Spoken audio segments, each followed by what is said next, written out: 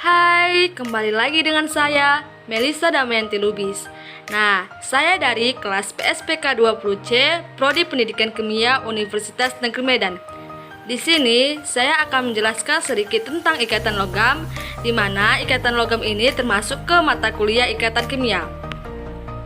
Baiklah, kita masuk ke pertama, yaitu definisi ikatan logam. Unsur logam memiliki sedikit elektron valensi, dan ikatan elektron valensi dalam atom logam bukanlah ikatan ion, karena semua atom logam cenderung ingin melepas elektron. Juga bukan ikatan kovalen, karena atom logam mempunyai jumlah elektron valensi yang terlalu sedikit sehingga sulit membentuk ikatan kovalen. Demikian pula dengan ikatan kovalen. Elektron valensi pada logam mengalami penyebaran yang cukup berarti karena kemudahan untuk berpindah sangat besar. Suatu logam terdiri atas ion-ion positif yang diselimuti awan elektron. Teori ikatan logam pertama kali dikembangkan oleh Drude 1902, kemudian diuraikan oleh Lorentz 1916, sehingga dikenal dengan teori elektron bebas atau teori larutan elektron dari Drude-Lorentz. Di sini saya melampirkan gambar dari Paul Carl Ludwig Drude dan juga Heinrich Lorentz.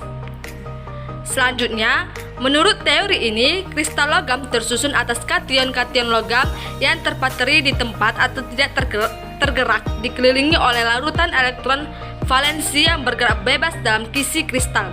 Jadi, ikatan logam adalah gaya tarik-menarik antara ion-ion positif dengan elektron-elektron pada kulit valensi dari suatu atom unsur logam, yang tergambar sebagai berikut. Di sini kita bisa melihat adanya atom logam, kemudian lautan elektron. Elektron-elektron valensi logam bergerak bebas dan mengisi ruang-ruang di antara kisi-kisi kation logam yang bermuatan positif. Oleh karena bergerak bebas, elektron-elektron valensi dapat berpindah jika dipengaruhi oleh medan listrik atau panas. Secara kualitatif, teori lautan elektron ini dapat menjelaskan berbagai sifat fisika dari logam, seperti sifat mengkilap, dapat menghantarkan listrik dan panas, dapat ditempa, kemudian dibengkokkan dan ditarik.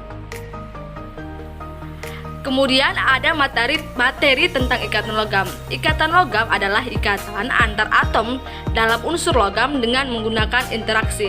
Di sini ada gambarnya, yaitu elektron valensi. Ion logam bermuatan positif di dalam elektron. Bisa kita lihat dari gambar di atas.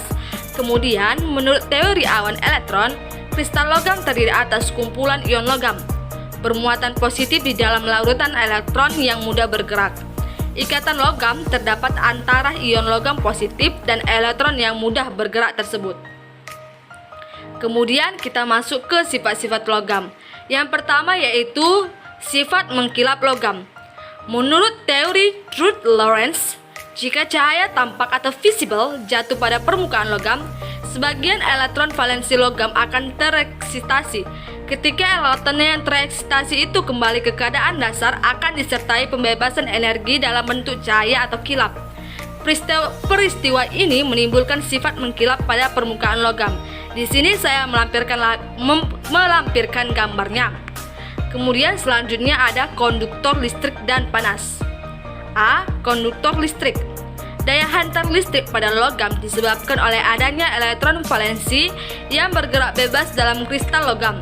Jika listrik dialirkan melalui logam, elektron-elektron valensi logam akan membawa muatan listrik ke seluruh dan bergerak menuju potensial yang lebih rendah sehingga terjadi aliran listrik dalam logam.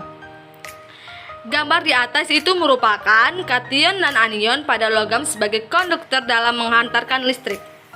Kemudian ada konduktor panas. Jika sejumlah kalor atau panas diserap oleh logam, elektron-elektron valensi logam akan bergerak lebih cepat dan elektron-elektron tersebut membawa sejumlah kalor yang diserap. Akibatnya, kalor dapat didistribusikan oleh logam ke seluruh kristal logam. Gambar itu merupakan kation dan anion pada logam sebagai konduktor dalam mengantarkan listrik. Kemudian yang ketiga yaitu lentur atau tidak kaku. Logam memiliki sifat lentur atau mudah ditempah, dibengkokkan tetapi tidak mudah patah. Bagaimana fakta ini dapat dijelaskan? Kisi-kisi kation bersifat kaku atau tetap di tempat, sedangkan elektron valensi logam bergerak bebas. Jika logam ditempa atau dibengkokkan, terjadi pergeseran kation-kation. Tetapi pergeseran ini tidak menyebabkan patah karena selalu dikelilingi oleh lautan elektron. Gambar di atas merupakan kristal logam pada kersis, jika ditempa tidak akan mudah patah. Sebagai pembanding, tinjaulah kristal ion, misalnya NaCl. Dalam kristal NaCl, kisi kation maupun elektron valensi tidak dapat bergerak atau berada pada posisinya. Pada saat kristal NaCl ditekan, terjadi pergeseran kisi. Kisi-kisi kation akan bersinggungan dengan kisi-kisi kation lainnya sehingga terjadi tolak-menolak. Tolakan antara kisi ini menimbulkan perpecahan antar kisi, yang akhirnya kristal akan pecah menjadi sebuk. Kemudian titik didih dan titik lebur logam. Titik didih dan titik lebur logam berkaitan langsung dengan kekuatan ikatan logamnya. Titik didih dan titik lebur logam makin tinggi bila ikatan logam yang dimiliki makin kuat.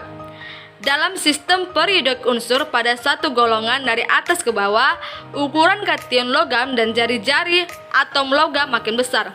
Hal ini menyebabkan jarak antara pusat kation-kation logam dengan awan elektronnya semakin jauh, sehingga gaya tarik elektrostatik antara kation-kation logam dengan awan elektronnya semakin lemah. Hal ini dapat dilihat pada titik didih dan titik lebur logam alkali. Demikian penjelasan saya mengenai ikatan logam. Saya ucapkan terima kasih kepada kalian yang sudah menonton. Saya undur diri dulu. Bye, terima kasih.